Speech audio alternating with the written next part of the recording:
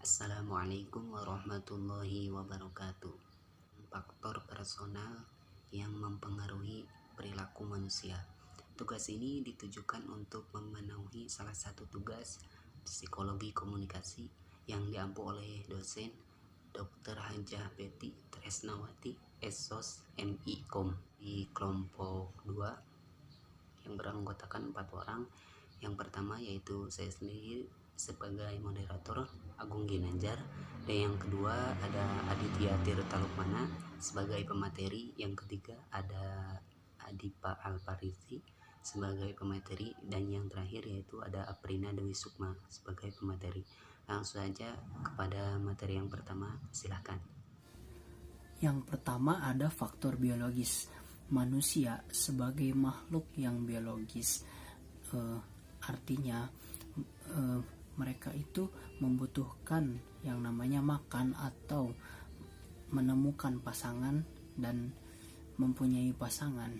Nah, lalu faktor biologis ini juga menghasilkan suatu genetika. Nah, genetika ini yang menentukan kita atau menentukan perilaku manusia. Nah, dari genetika ini juga dapat timbul suatu pengaruh dari faktor biologisnya lagi, yaitu insting. Nah, insting itu bukan terjadi karena lingkungan ya. Insting ini terjadi karena bawaan kita dari faktor biologis kita gitu, faktor genetik kita. Nah, insting itu berupa merawat anak, insting untuk bertahan hidup dan lain-lain seperti itu. Faktor sosio-psikologis. Komponen afektif adalah aspek emosional dari faktor sosio-psikologis. Komponen afektif terdiri dari 3, yaitu motif sosiogenis, sikap, dan emosi.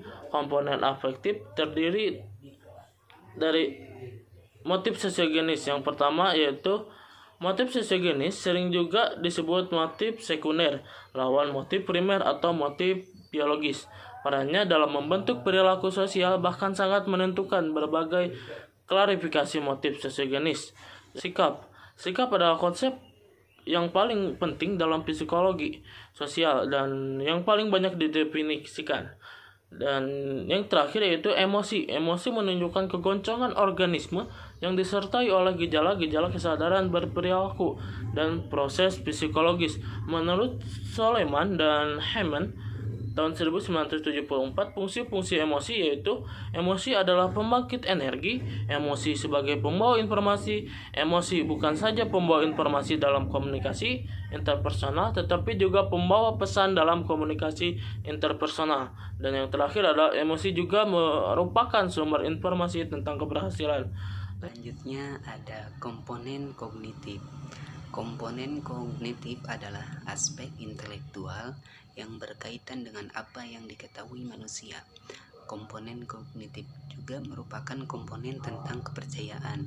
Nah, kepercayaan di sini merupakan komponen kognitif dari faktor sosio-psikologis, yaitu kepercayaan di sini tidak ada hubungannya dengan hal-hal yang gaib, tetapi hanyalah keyakinan bahwa sesuatu itu benar atau salah atas dasar bukti, sugesti otoritas atau pengalaman, dan juga institusi. Contoh-contoh komponen kognitif diantaranya ada 1. Kemampuan menilai baik atau buruknya seseorang.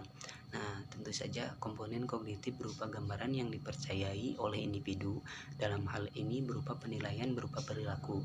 Ada juga contoh lainnya yaitu kemampuan seseorang menilai cantik atau tidaknya, atau tampan atau tidaknya. Nah, di situ juga penilaian terhadap perilaku.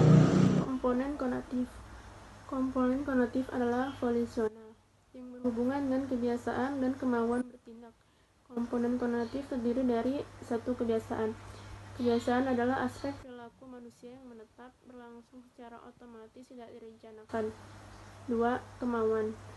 Menurut Richard Dewey dan W.J. Hamner, kemauan merupakan hasil keinginan untuk mencapai tujuan tertentu yang begitu kuat sehingga mendorong orang untuk mengorbankan nilai-nilai yang lain yang tidak sesuai dengan pencapaian tujuan.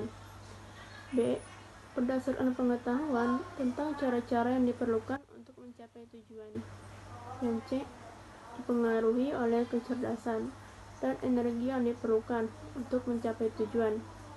Yang terakhir, pengeluaran energi yang sebenarnya dengan satu cara yang cepat untuk mencapai suatu tujuan.